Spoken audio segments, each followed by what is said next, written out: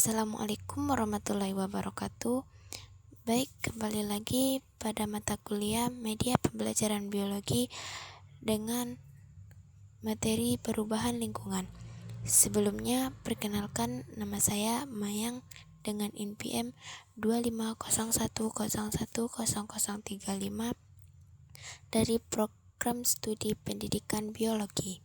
Perubahan lingkungan adalah gangguan atau pergeseran keseimbangan ekosistem yang disebabkan oleh faktor alam seperti bencana alam maupun aktivitas manusia seperti polusi, deforestasi, dan pembangunan yang mengakibatkan perubahan pada komponen fisik, kimia, dan biologi lingkungan yang berdampak pada kualitas makhluk hidup dan kelestarian planet. Dalam materi perubahan lingkungan terdapat beberapa materi yang akan dibahas, yaitu yang pertama, membedakan jenis-jenis suara berdasarkan studi literatur. Untuk membedakan jenis-jenis suara diperlukan pemahaman mendalam dari studi literatur yang mencakup ilmu fisika atau akustik, ilmu biologi atau pendengaran, dan ilmu psikologi.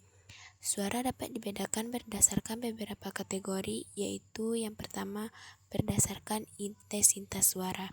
Intensitas adalah tingkat kekuatan suara yang dirasakan oleh telinga. Semakin besar amplitudo gelombang suara, semakin keras suara tersebut.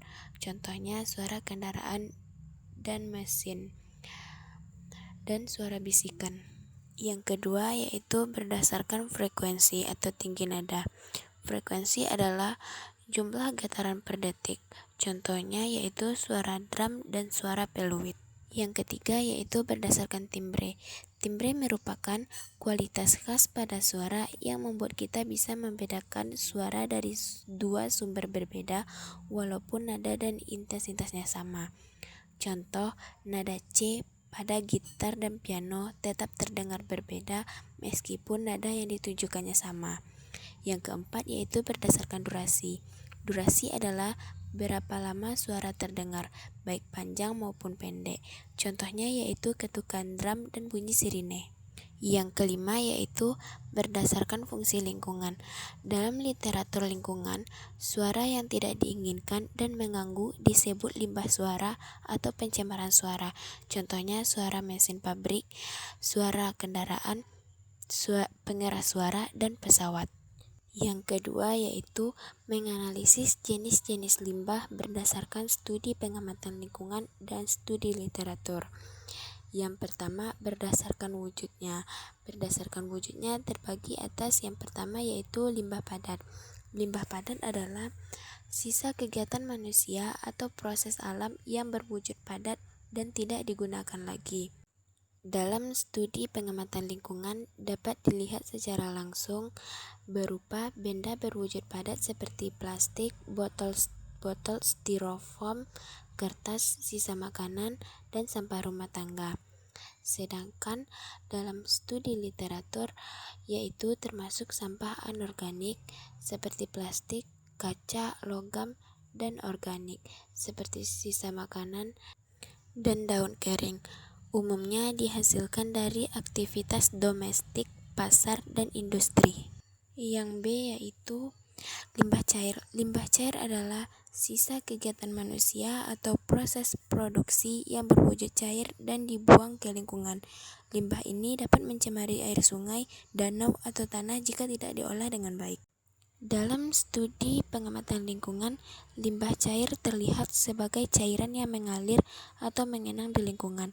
Contohnya air bekas cucian, air sabun, limbah cair pabrik, air limbah rumah tangga. Sedangkan dalam studi literatur, limbah cair merupakan buangan berbentuk cair yang dapat mencemari sungai, selekon, atau tanah. Mengandung bahan kimia seperti deterjen, minyak, pewarna, dan bahan organik. Selanjutnya yaitu limbah gas. Limbah gas adalah sisa kegiatan manusia atau proses pembakaran yang berwujud gas dan dilepaskan ke udara. Menurut studi pengamatan lingkungan, limbah gas tidak selalu terlihat, namun dapat dikenali dari bau atau sumber keluarnya, seperti asap kendaraan atau asap cerobong pabrik. Sedangkan dalam studi literatur, limbah gas mengandung zat pencemar udara seperti CO2, CO, NOx, SO2, gas metana, dan partikulat. Yang kedua yaitu berdasarkan sifatnya. Berdasarkan sifatnya terbagi atas yang A. Limbah organik.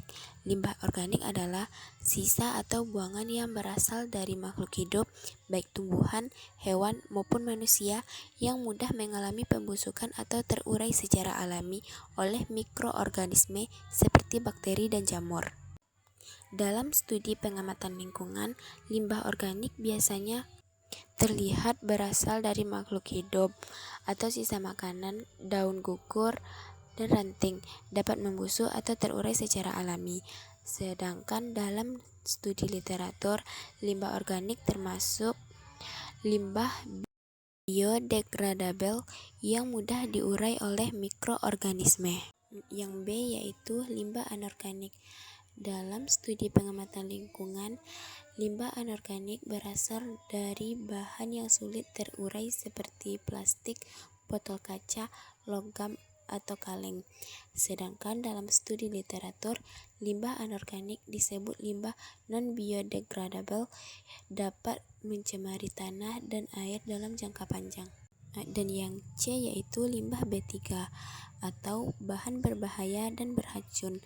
Dalam studi pengamatan lingkungan, limbah B3 biasanya ditemukan di area industri, rumah sakit, atau laboratorium.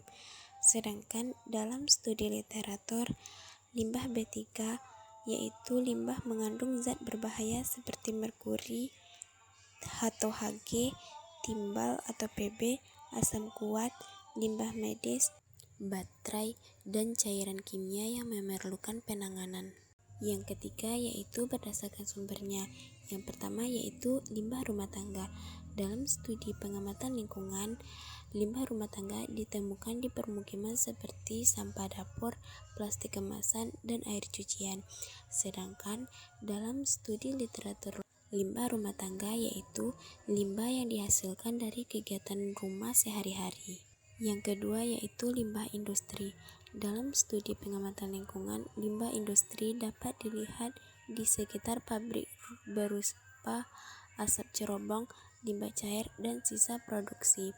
Sedangkan dalam studi literatur, limbah industri yaitu limbah ini dapat berupa padat, cair, atau gas yang muncul dari proses produksi industri. Yang ketiga yaitu limbah pertanian atau alam. Dalam studi pengamatan, limbah pertanian yaitu sisa panen tanaman, limbah peternakan, atau pupuk yang tersisa di lahan.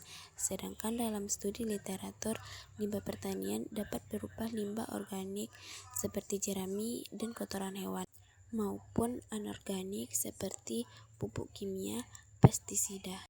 Dari penyampaian materi tadi dapat disimpulkan berdasarkan studi literatur, jenis-jenis pencemaran suara dapat dibedakan melalui karakteristik fisika suara seperti intensitas, frekuensi, timbre, dan durasi, yang semuanya memengaruhi bagaimana suara diterima dan ditafsirkan oleh manusia. Sedangkan dari hasil pengamatan lingkungan yang dipadukan dengan studi literatur dapat disimpulkan bahwa limbah padat dikelompokkan berdasarkan wujudnya, yaitu padat, cair, dan gas, sifatnya organik, anorganik, dan B3, serta sumbernya domestik, industri, dan pertanian. Sekian presentasi dari saya. Jika terdapat kesalahan dalam pengucapan kata, saya minta maaf yang sebesar-besarnya. Saya akhiri dengan Assalamualaikum warahmatullahi wabarakatuh.